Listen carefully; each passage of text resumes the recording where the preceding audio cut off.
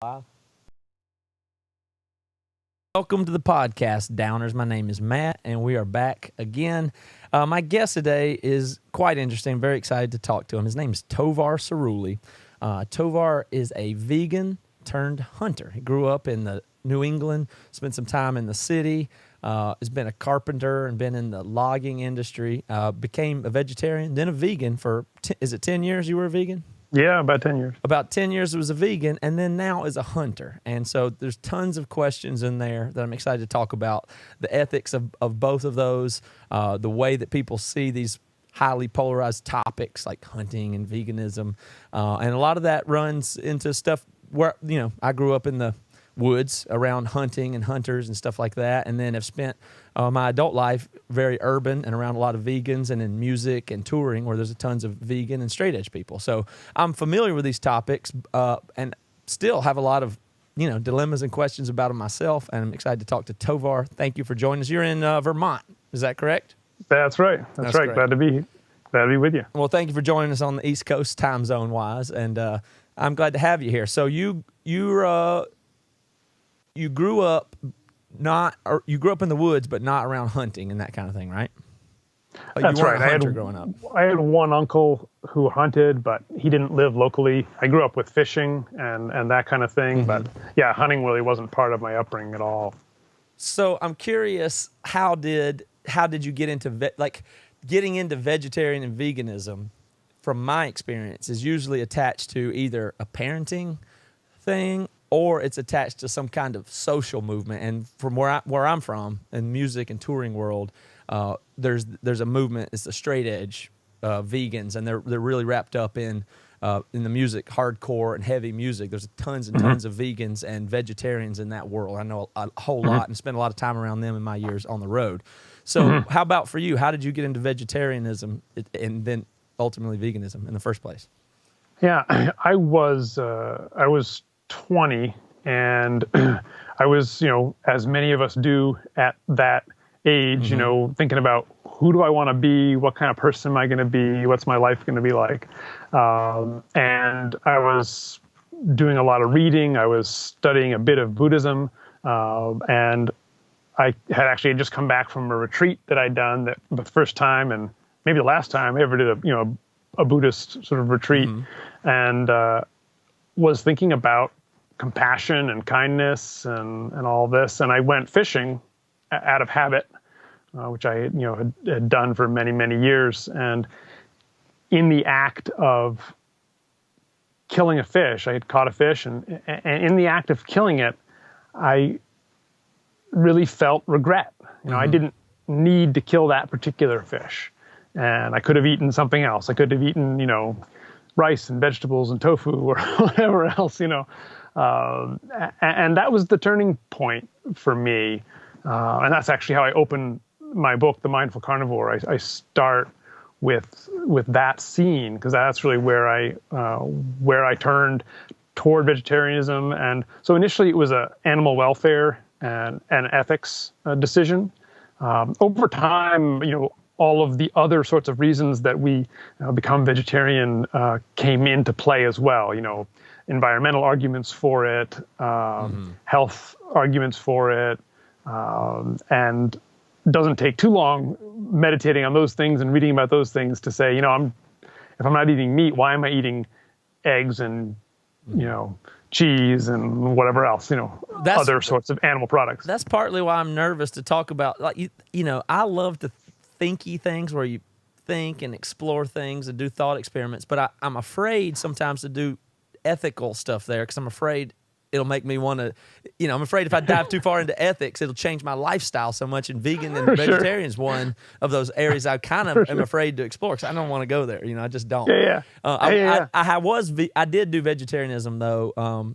We were doing something with my band, and we started helping. We did something with PETA at some point, where we thought there was a guy that we met that worked for PETA, and we thought he was a great guy, and the compassion message rang really true with us. And we told him we're not vegetarians, but we're interested in the way that some of these ethics that you have. And so I did 4 months of being vegetarian just to try to get a vibe from that.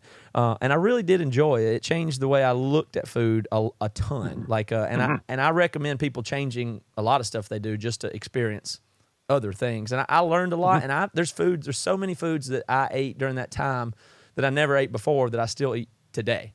So I at least would say that's a big takeaway. But I didn't get sucked all the way down the vortex of that. But did you have a community or people that, like, it's interesting that you discovered it almost on your own, like in searching for truth or a personal ethic or something like that? You weren't wrapped up with a community or other people or friends that were doing it?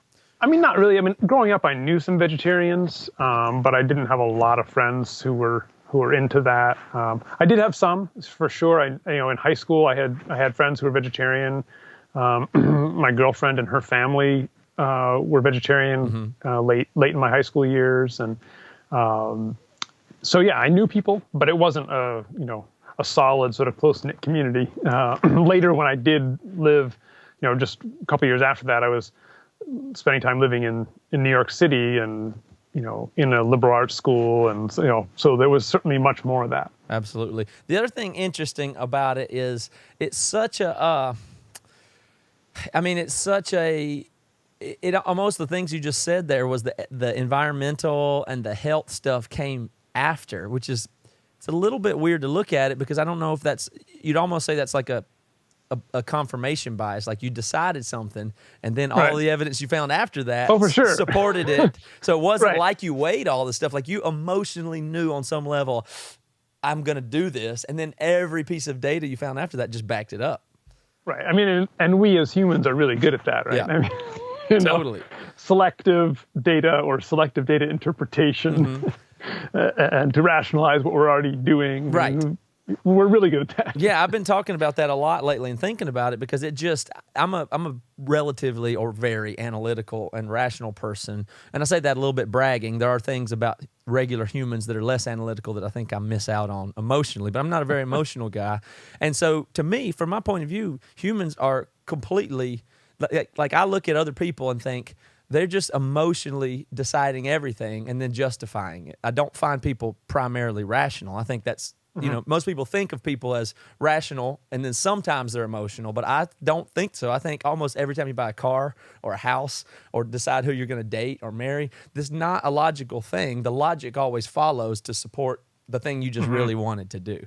And yeah, so, I mean, it varies, from personality to personality and probably somewhat from culture to culture, sort of how we make decisions and how we process things. But yeah, I mean, our values and our emotions are powerful, and our logical mind sometimes is playing second fiddle. Playing second fiddle, exactly. That's a good way to put it. And so you were in that lifestyle, I guess you could say, for about 10 years, and then how did it happen that you got out of that and then swung so far as to become a hunter? And that's often the perception, like that it's this extreme pendulum swing, and in a way it is, but in a way it's not. I mean, and I'll explain that a little bit. I know I've met a surprising number of ex-vegetarians or ex-vegans who then become hunters or start raising their own animals if they're to be directly involved in that. But for me, the transition had a couple of steps to it. One was that I started to recognize through reading and, again, sort of education and observation, that my diet as a vegetarian and as a vegan was connected to all kinds of impacts ecologically and ethically that I hadn't ever contemplated before. I wasn't directly eating animals or any animal products, but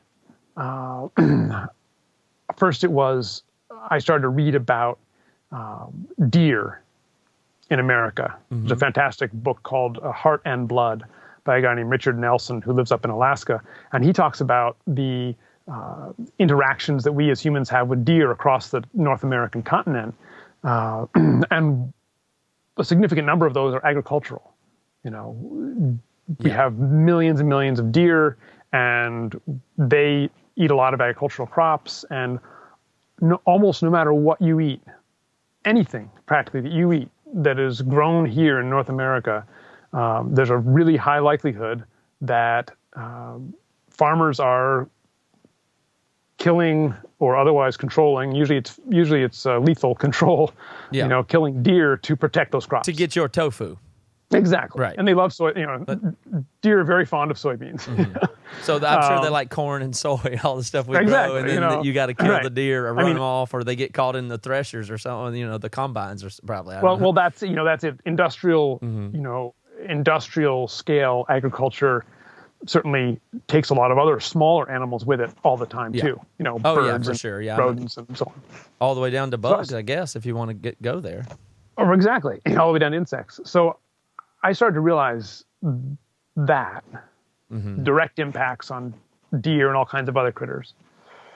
I started to realize too, just the sheer scale of what we very euphemistically call habitat conversion or land conversion. We take pretty sound wildlife habitat, and then we turn it into a field. And there might still be wildlife living there, but it's not what it was. And we've done this on a massive scale across the continent, of course, historically, and we're still doing it to some degree. But I still had a sense that, well, if I get local food, local organic food from the farmer down the road or whatever, we grow our own, that's not having that kind of impact. It's these big industrial farms, this thing, Yeah. And then I realized that 3 miles down the road at the little organic farm where my wife and I would pick organic strawberries or, buy salad greens from the co-op or whatever. When there's crop damage, that farmer is calling a friend and they're shooting a deer. It's not every week. It's not maybe even every month, but it's part of the process of producing that food.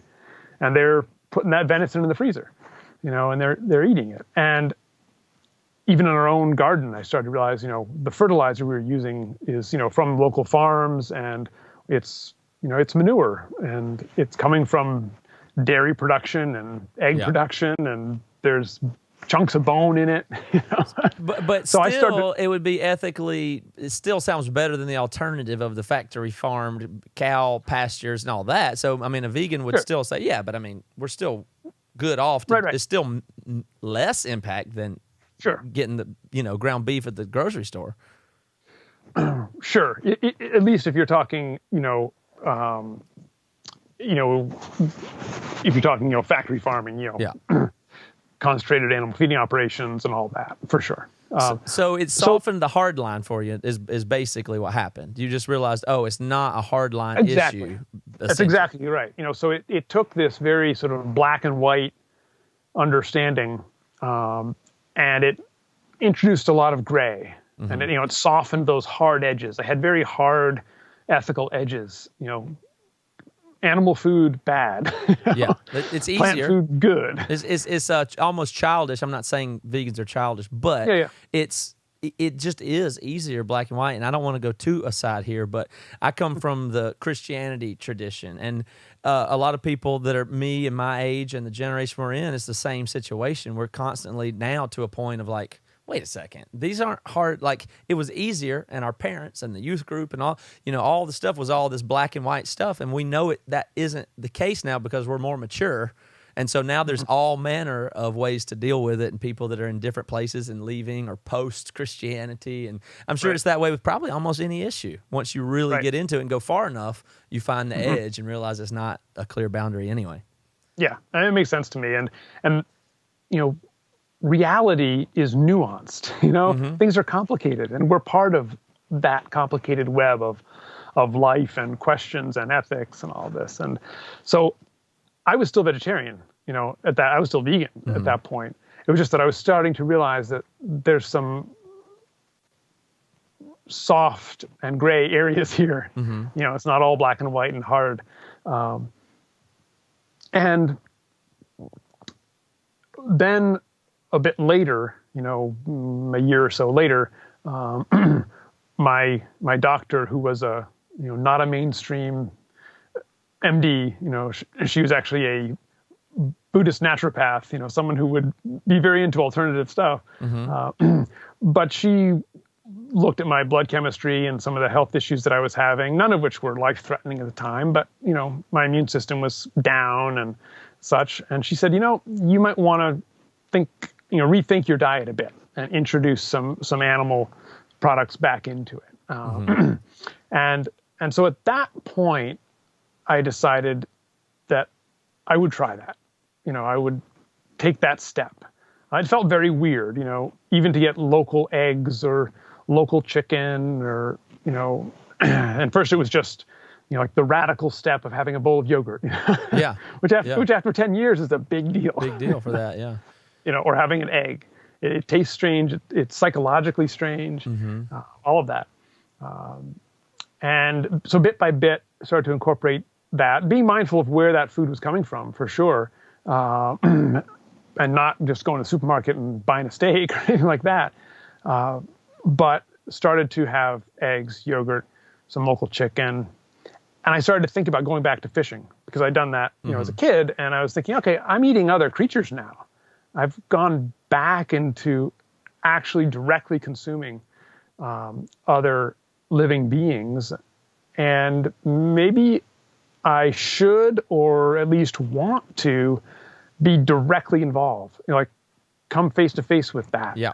If you're going to be eating them, that's what you're saying. It's not polar opposite to go that. It's actually on the same plane to be mindful. And your book's a mindful carnivore, but that's right. The point is even to make yourself come face to face with the life that you're consuming, whether it be plant or animal, at least is more mindful and probably closer to ethical in the long run, at least. Something like that, right? Yeah, and this is I think this is where some hunters and some vegetarians have common ground. One place they have other places of common ground, including environmental concerns and so forth. But around the ethics of eating other living beings, not all vegetarians, but many vegetarians are concerned about those ethical issues.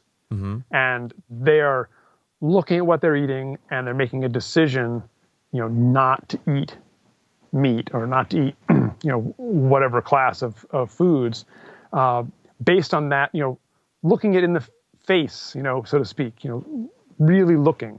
Yeah.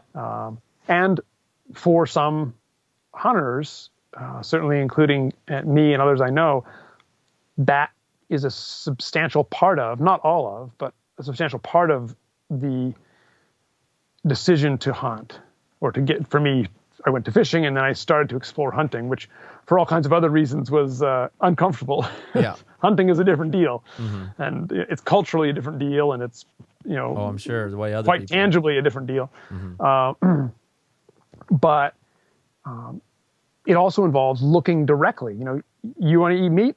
Okay. Here's what it means. Here's what it means. Yeah, I like here's the deal.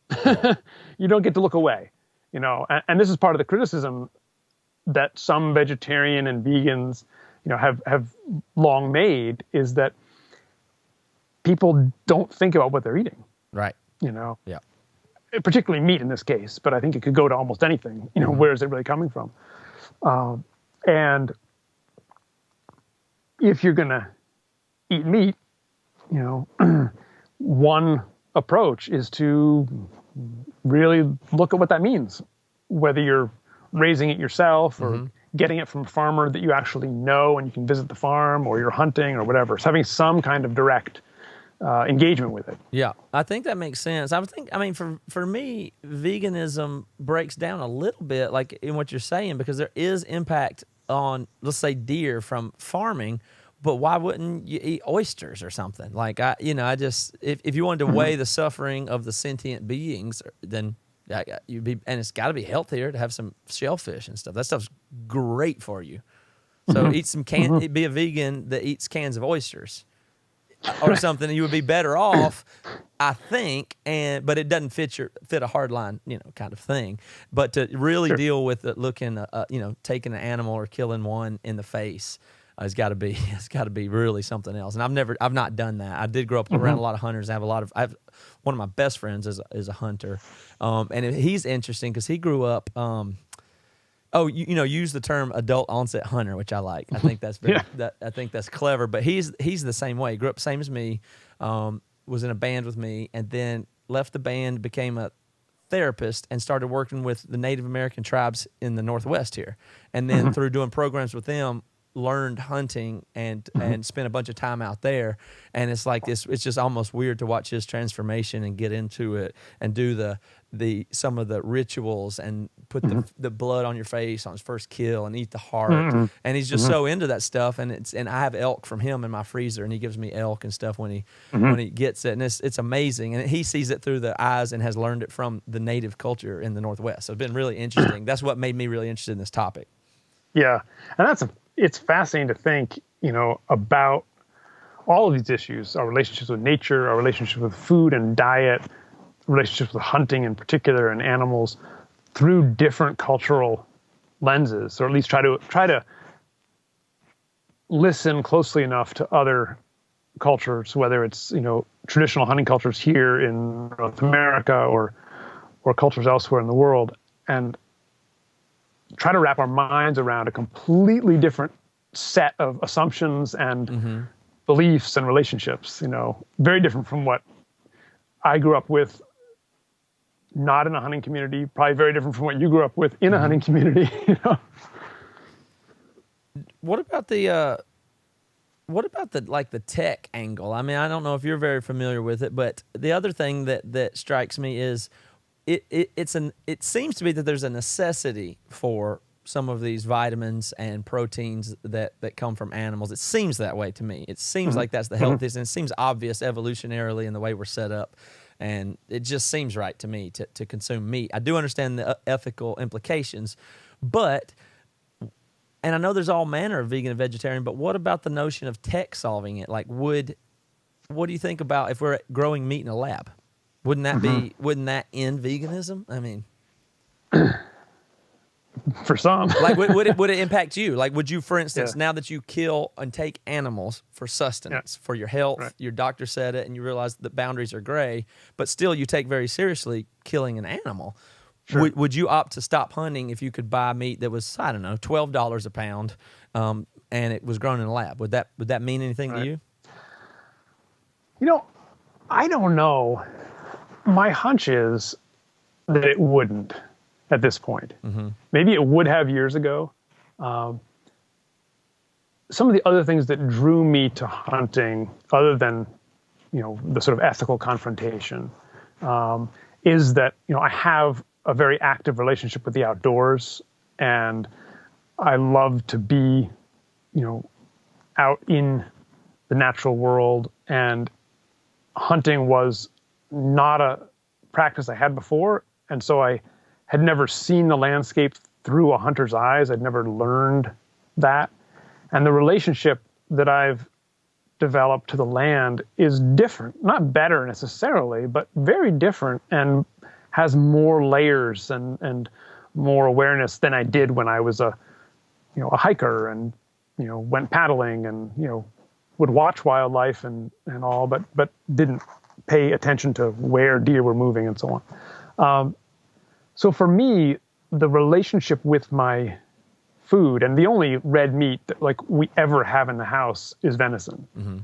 If I've gotten a deer, then we have venison in the freezer, and if I didn't, we don't. I don't go out and buy a steak if I didn't get a deer.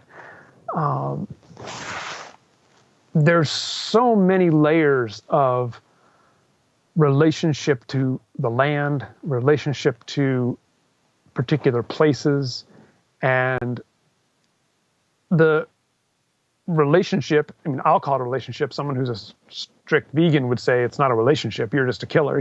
Yeah, right. Which I understand. I get that. But when I take a piece of venison out of the freezer, it's very tangible where that came from. And I can see the ethical argument for sure for sort of trading that and saying, okay, now it doesn't have an impact. It doesn't take an individual life because it's grown in a lab. It came out of a petri dish. Yeah, I get that, but I'm a little uncomfortable, I guess, with our increasing dissociation and disconnection from the natural world. Oh, I see. And, nature involves life and death. It involves our own mortality too. Mm-hmm. And that's one of the funny things that I think we do is we have this notion of what a natural lifespan is for ourselves. Right. We get to die of old age. Yeah, at 100, the day you turn 100, and you're healthy until then. That's natural. Yeah. Right. But getting, attacked by a wild animal, that's a tragic death, right? And it doesn't happen much to us anymore. Now and then, someone gets killed by a grizzly bear or, a cougar or something, but it's pretty rare. And I think we've projected that onto animals. And so we talk about, well, this deer or this cow only got to live a quarter of its natural life. Well, who says a deer's natural life is like 8 years or 10 years? What the way it really works is that most of them die when they're tiny, when they're fawns. I mean, in the wild, or get eaten and stuff, or just most predators. Terrible. I mean, they die terrible deaths. I mean, right? A lot of them do. I mean, and most of them not very old. Really young. Yeah. The vast majority, and that's true of a lot of wild animals. And so, I just think we sort of disconnect ourselves from life and death in so many ways.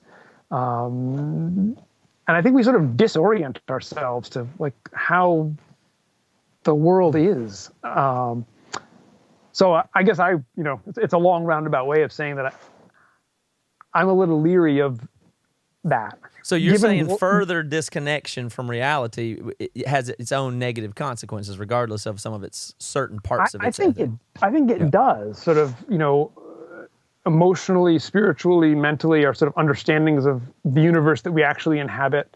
And,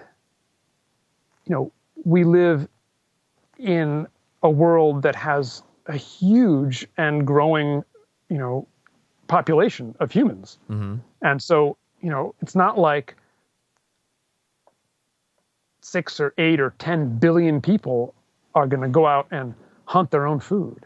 That's not possible. I guess is that like literally not possible anyway? It's literally not possible. Yeah. We absolutely depend on agriculture of many, many kinds at this point to provide the vast majority of our food supply. There just would be no way, yeah. And so when we're talking about people eating meat, which arguably as Americans, on average, we eat way too much, way more than we need to. Mm-hmm. But even if we scale way down from that to what, much of the rest of the world eats, and we don't want to have factory farms, and we have a growing human population, well, maybe tech has some solutions for that. Yeah, you're right. There has to be something. Maybe. You bring up a really interesting point in that last bit there about humans and their impact on the natural world and their connection and disconnection from it. I guess fundamentally, there's a big question that, like you said, the deer get eaten and killed and all this, every other animal's killing each other. Yeah, we got guns and scopes and lasers and tree stands, but I mean, we're animals too. Are we not part of that? Is it not? Doesn't every animal do whatever it can to get whatever it can? And where did we become different than that? Like, why don't we do what we got to do for us? I mean, what's the difference in a human and the animals that prey on deer or other animals and stuff like that? Yeah. I mean, that raises a whole host of issues, right? I mean, certainly the notion that we are part of nature and that we are also animals, absolutely agree. In terms of all the technologies we have to bring to bear, whether it's on hunting or other things, should we bring them all to bear on hunting or extracting natural resources, or I don't think so. I think that there is a difference between being smart enough to make a given technology and then being wise enough to decide whether we should use it or how we should use it. But it almost feels like a game, like football. Like we have rules, or that's not fair, or well, we're going to change where they kick the extra point from now. Yeah, okay, that's not fair. You have a laser gun that can make the deer drop dead, so we can't use that because it's not. Like that's a weird concept. That, like, what's the point? If there was, I don't know. Like it's like we want to level the playing field in a way. What's level playing field? Yeah, but I guess I'm saying is there the notion that you can get meat if it's fair, but the factory farming thing is so obnoxious, or maybe it's because it's profit driven versus need driven or something like that. I don't know.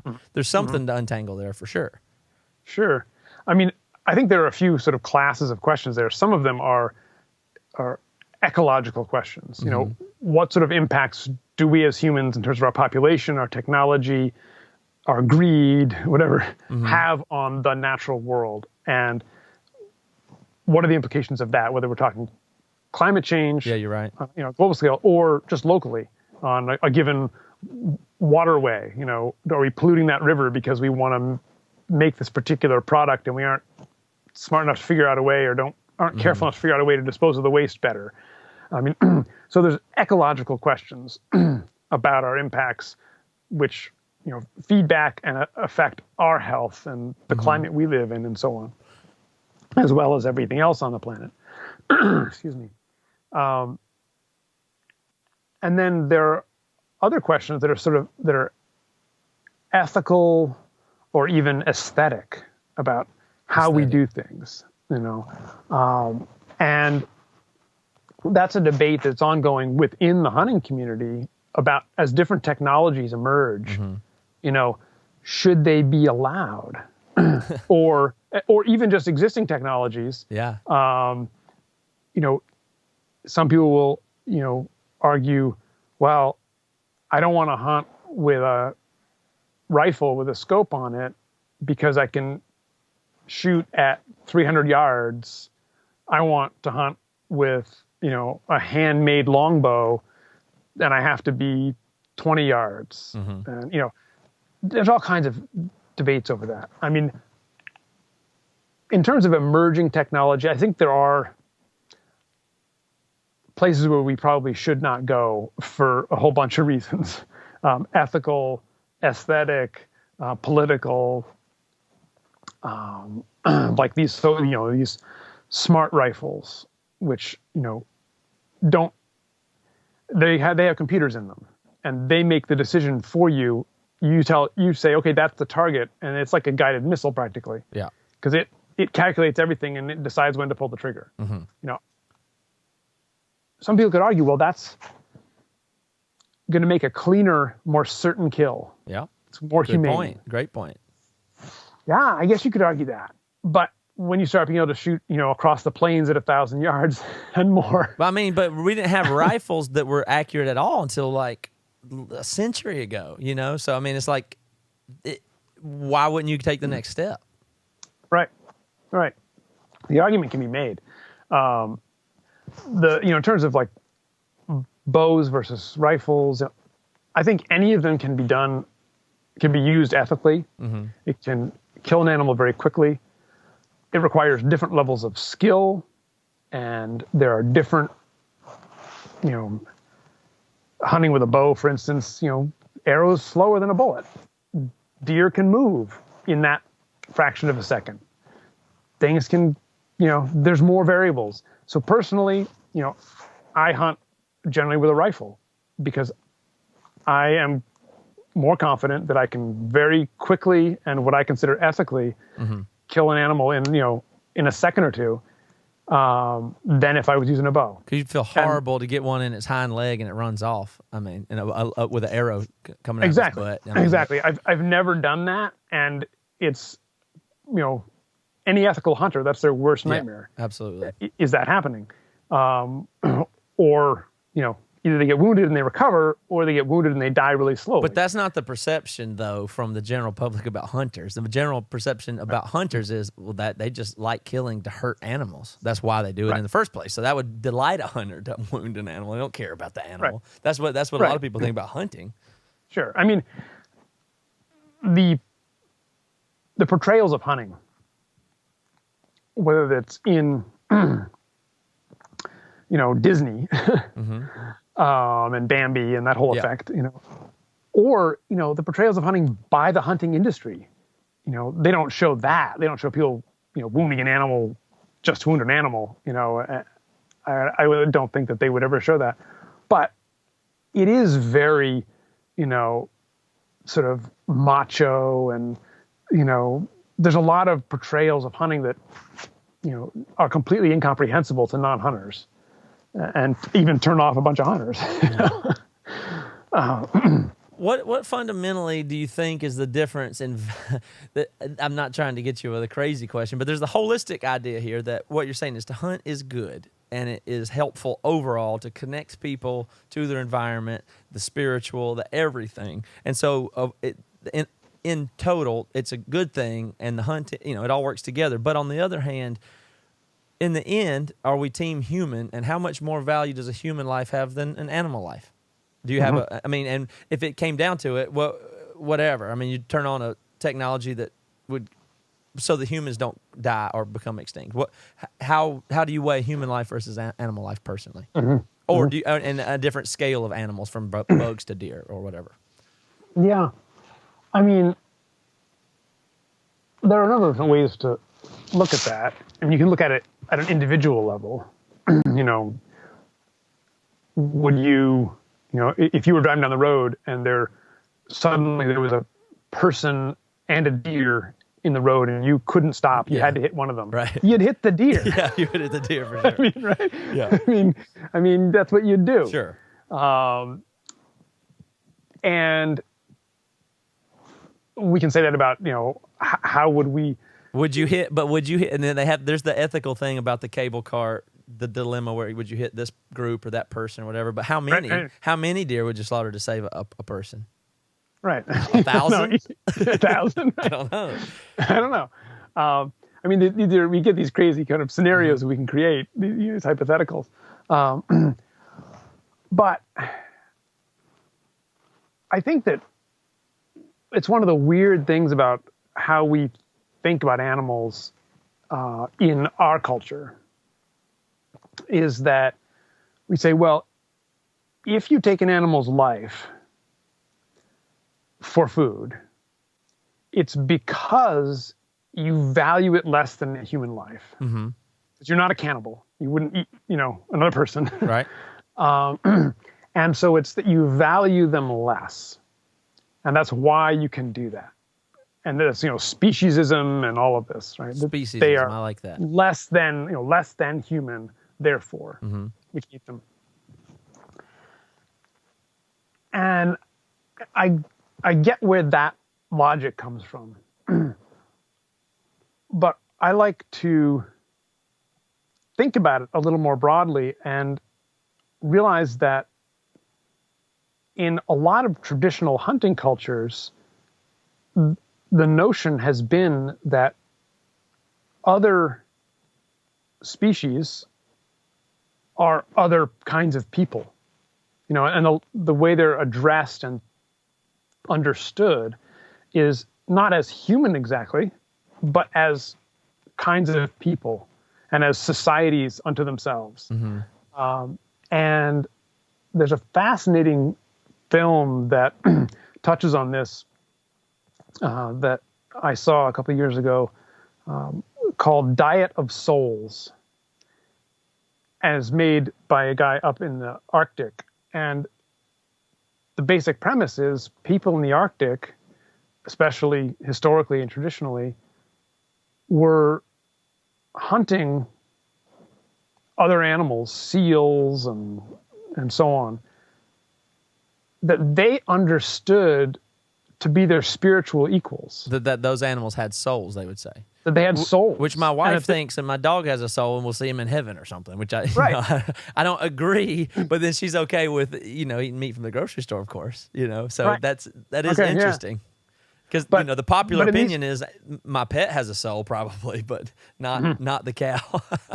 Right. Yeah. I mean, and I think that's problematic. Yeah. We need to look a little more deeply than that. And so, if I have a spirit or a soul, I mean, I'm not a religious person really, but I have spiritual sensibilities. And if I have a spirit and a soul, I see no reason why the deer doesn't have a spirit and a soul. Right. Different from mine, a different, they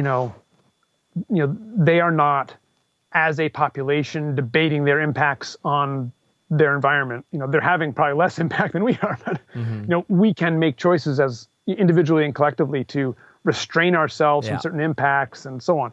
But at a basic level, in terms of life and consciousness, sure, I think they probably have a spirit, soul that's not that different from mine. So I don't see them as, or any animal as sort of a lesser being.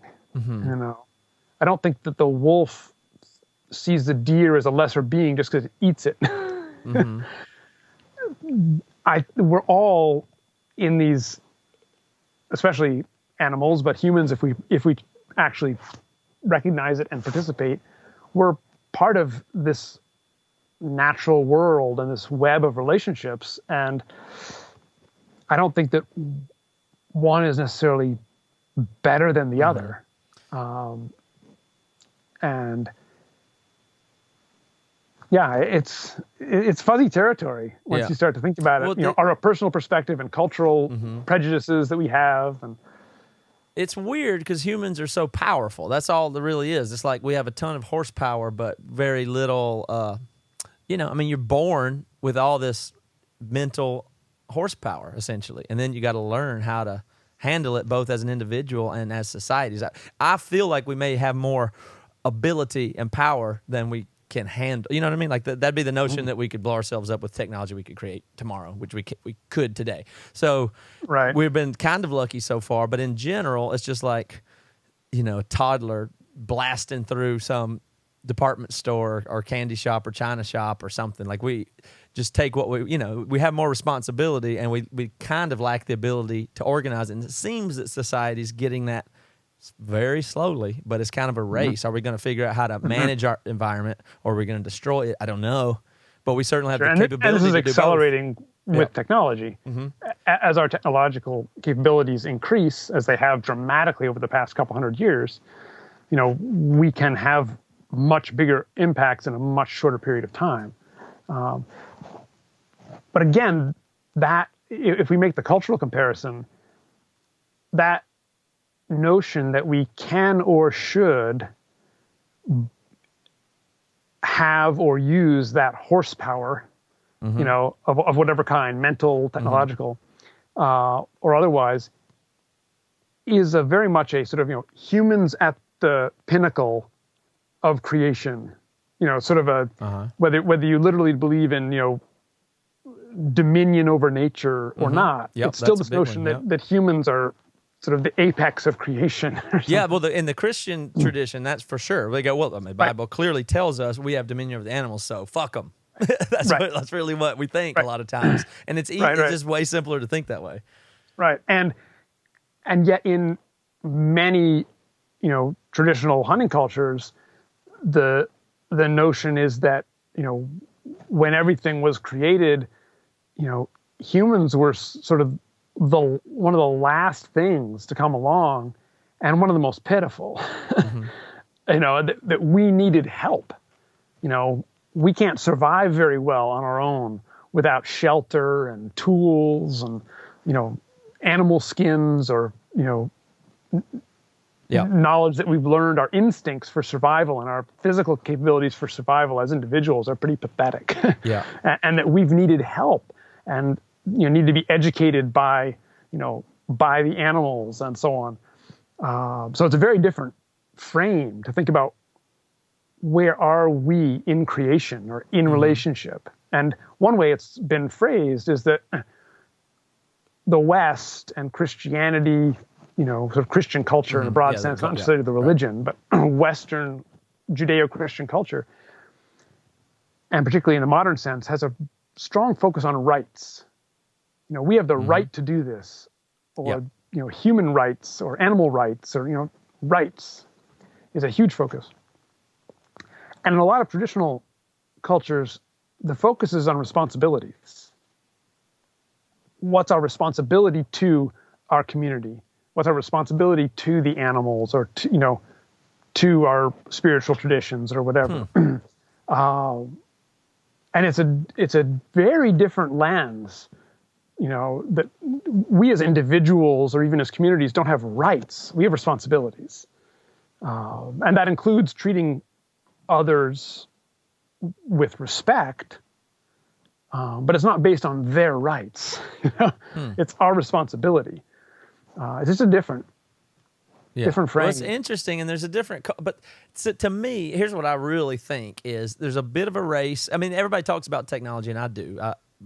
Predominantly, that's one of my favorite things. But the more I think about it, society is an evolving thing too that's growing and very, very interconnected with technology, but separate. So the question is, what about this? What if we have a societal boom?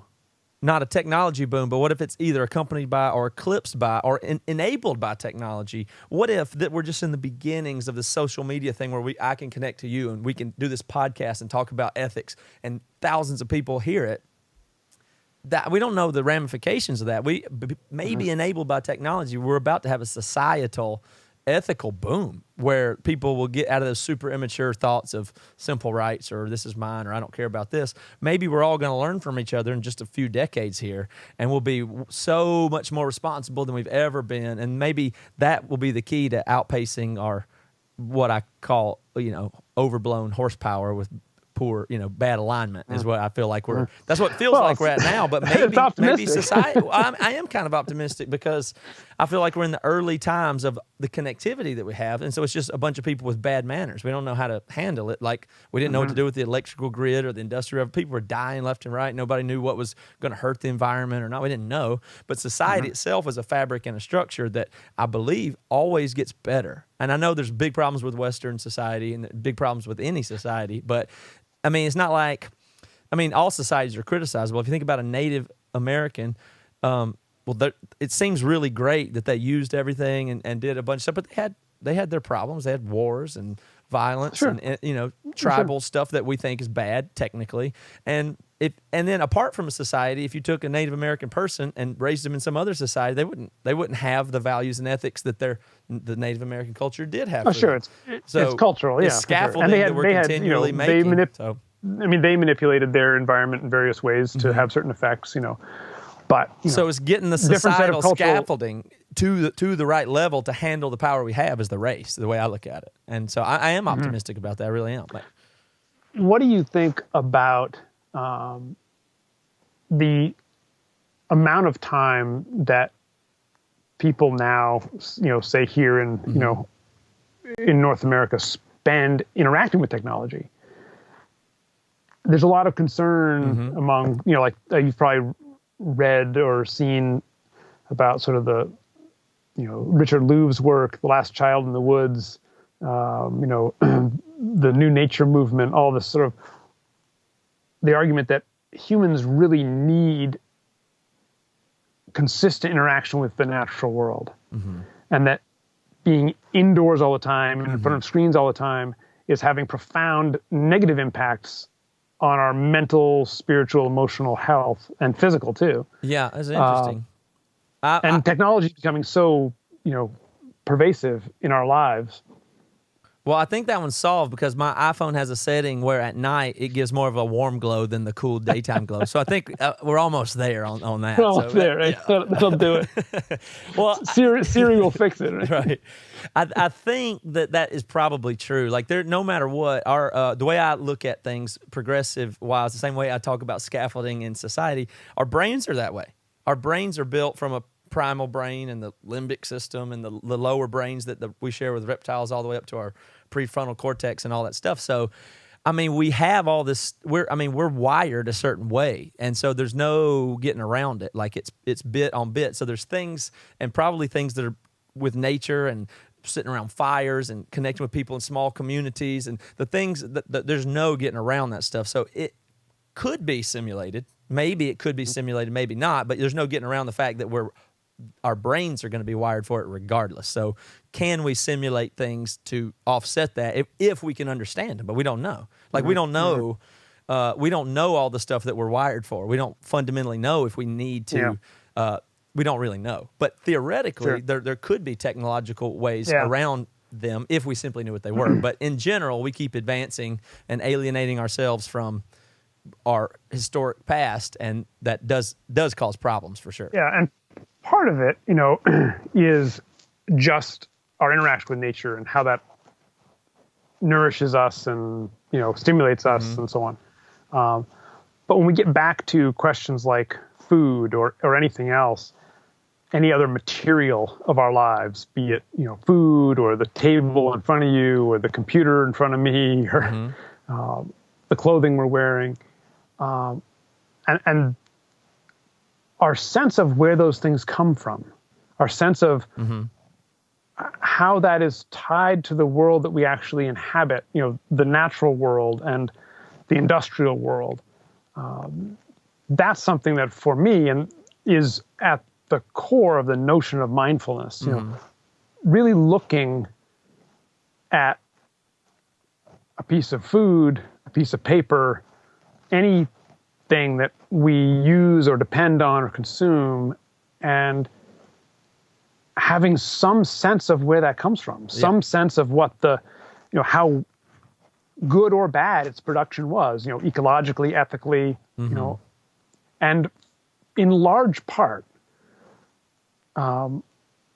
most of us or many of us are very disconnected. Yeah, absolutely. It was all, and of course, it's ignorant wise of where that comes from. Yeah, of course, it'd be wise to spend 20% of your time in the woods if you had that luxury, or I won't even use the word privilege, but if you can do that, of course, that's a wise idea for sure. Go ahead. But even just materially, like whether it's the food that you get from the grocery store or anything else, where does it come from? And what are the implications? What happened in that chain of, and that's why a lot of people have been, for good or ill, focused on the food movement, because it's something very tangible and you can make choices about. You may have limited choices about, what your house is constructed out of and so on, but you can choose what you eat.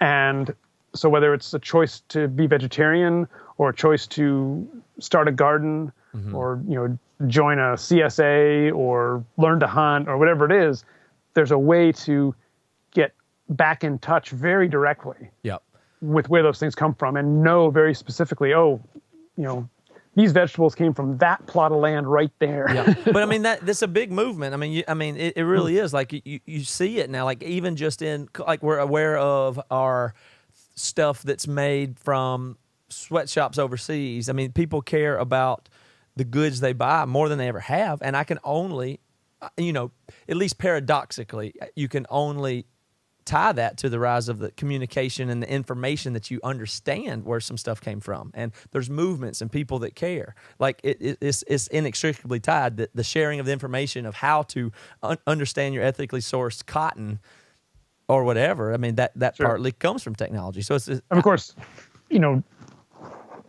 you go back in history not very far, and we just didn't have things coming through global markets. Right. I mean, you didn't take a lot of stuff was very local, and other stuff was coming from hundreds of miles away. Certainly there was international trade, but most of our goods were a little simpler to figure out the sources of than they are now. The ideal situation. So the way I describe what I think is most important, not at the expense of other stuff, but I think human flourishing is a term that I like. I think that's that makes the most sense to me. So if that means don't destroy the climate, great. If it means don't factory farm, great. I think that will be good for us too. So what I'm hopeful for is all of the things that you're talking about, being mindful how we eat and live and interface with technology. Hopefully those things all are for the benefit of our human race. Do you know what I mean? Like, it might be simpler than we think once we understand it more. You know what I mean? I hope so. That's my hope, at least. I hope it doesn't come to us versus nature as a species. Sure, yeah. You know? Yeah. So the last thing I want to ask you, and we got to go here in a second, but it doesn't seem like you're advocating or it's feasible at all for everybody to hunt. What do you have any prescriptive things that you advocate for a regular person, a middle income person, or poor people, or whatever, city people? What do you advocate for people to say? I can't go hunting in Vermont all the time. I don't have that. Right.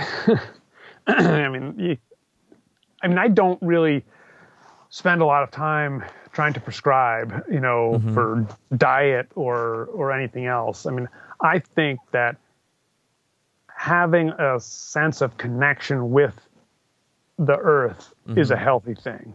I think it's healthy for the earth. I think it's healthy for the individual. I think it's healthy for society. So whether it's,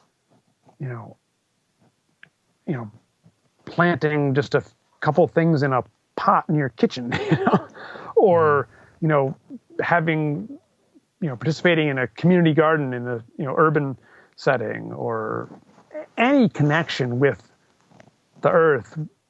Food is good. Food is a way to do that, but it's not the only one. That's about as far as I go, in terms of prescription for behavior is, if you don't feel connected to the earth at all, find a way to do that. Yeah. And the other, which we haven't really talked about much at all, is whether it's vegetarians and hunters or any other sort of difference of practice or difference of viewpoint, I think there's a huge amount of value in learning to listen to each other and find common ground, understand, instead of just saying, oh, they're all like that. Yes. All those people who, eat that way or voted that way or whatever, instead of just categorizing them and writing them off, you're probably wrong. Yeah. Well, for Chances sure. are. Yeah, and the political climate we're in, especially. There's an amazing amount of common ground that we can find if we listen for it and look for it. And I think that's, that makes for healthier communities. That makes for a healthier society if we actually try to understand each other a bit. Yeah. If you voted for Trump, if you hunt, you also voted for Trump, and you also are the list goes on and on. People treat each other the same way, and the animosity that people have for hunters is you'll find that in religion, you find that in politics. I mean, whatever that is, and the super tribal, only confirmation bias, black and white, vegan thinking, you find that everywhere too. It's not just there, and it really is, to bring it back to straight edge people. It's a really funny thing. It also, I believe, is somewhat predictive of a dropout and failure rate. So in the music community, there's tons of people who they're straight edge and they get X's tattooed on here, and some of them even will kick your ass if you eat meat. They're even that obnoxious in high school, and you hear of gangs and people like that. And it's a running joke in the touring world. It's like, all these guys eventually break edge. They just aren't. When they're 35, they're just not. I got the X's, and they're pounding beers, and they eat meat and do everything else. And it's not everyone, but it's almost like the more aggressive you are, it's almost an insecurity. And it causes problems with other people, and you're not likely to stick to whatever the thing was there, because it's more about your identity than it was about the cause or the mindfulness or what it was. So I think there's a lot of parallels there. So I mean, if you're super hardcore vegan, you might be more likely to just quit because it's either hard or you lose that sense of community somewhere later in life. I think. And I think you're touching on, which I know we have to wrap up here, you're touching on the, the qualities of sort of fundamentalism. Yes, that's a good way to put it. Whether it's diet or religion or politics, or there's a rigid black and white, way of thinking that gets very tied into identity. That's right. And it doesn't matter where it happens in society. I think it's not very healthy. It's fundamentalism is destructive and unsustainable regardless of where it's applied, maybe. I think so. Yeah, I think that's a really good point. I mean, it's been, that it's just so it's so intoxicating to have the answers, though, isn't it? Like, it is. It just is. And you get community out of it, and you get to feel superior, and you get to have a cause, and you have people to identify with. And, I mean, it's intoxicating for sure. Yeah, and there's a certain, satisfaction just from that certainty and the sort of rigid interpretation and application of the rule, whatever the rule is. Mm-hmm. It's not how maybe the world is, but in our mind we can create that. Yeah, absolutely. Well, Tovar, I really like your point of view on that, and as we get to the end of it here, I love leaving people with that thought. That's really, really, it really is something to think about. And it's weird how your point of view is very, I'm not saying it's soft, but it's nuanced to such a degree that it's not prescriptive, like maybe you just said there. And I think that we could certainly use a dose of that across the board. And I think just mindfulness in itself, Mindful Carnivore is your book, but just the whole thing of mindfulness is like something that's kind of almost new to me in my late 30s. I just plowed through the first half of life just thinking I almost knew everything, and now it's like, well, shit, I'm going the opposite direction now. But I had to take responsibility for my thoughts and my actions and what they're going to do. So I think that's real interesting. I think people will like to follow you further. You can go to tovarcerulli.com. His book is The Mindful Carnivore. And, I don't know if you got anything else going on you want to tell people about, but I really appreciate your time tonight. Oh, it's been great. I appreciate it. Cool. Thank you.